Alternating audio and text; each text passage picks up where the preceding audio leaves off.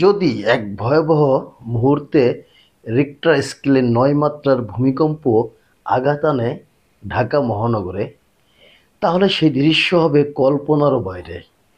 কয়েক সেকেন্ডের ভিতরেই আকাশছোঁয়া ভবনগুলো কাঁপতে কাঁপতে ভেঙে পড়বে, রাস্তা ফেটে যাবে, বিদ্যুৎ আর গ্যাসের লাইন ছিঁড়ে শহরের পর শহর আগুনে জ্বলতে শুরু করবে। মানুষ দিশেহারা হয়ে রাস্তায় ছুটবে, চারদিকে শুধু ধুলো, ধোঁয়া আর কান্নার শব্দ। হাসপাতালগুলোতে উপচে পড়বে আহত মানুষের ঢল। কিন্তু অনেক হাসপাতালই নিজেরাই ক্ষতিগ্রস্ত হয়ে চিকিৎসা দিতে অক্ষম হয়ে পড়বে। ধ্বংসস্তূপের নিচে হাজার হাজার মানুষ আটকা পড়বে, অনেকের শেষ নিঃশ্বাস পর্যন্ত সাহায্য পৌঁছাবে না।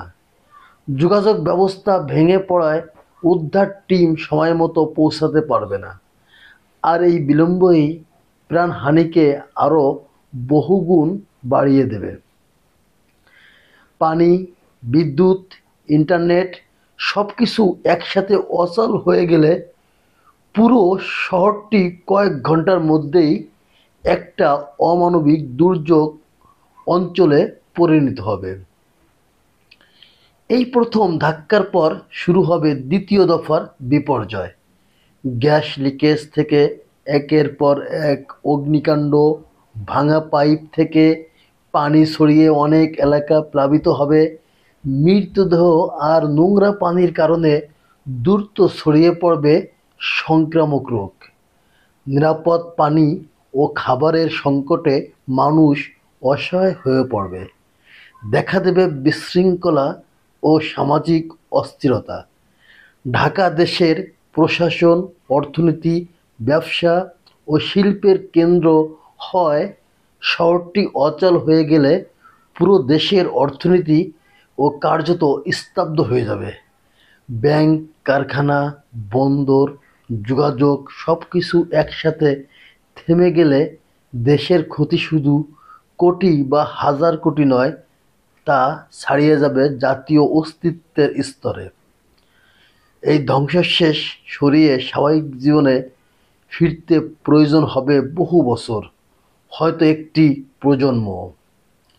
ভয়াবহ সত্য হলো, এটি কোনো কল্পবিজ্ঞান নয়।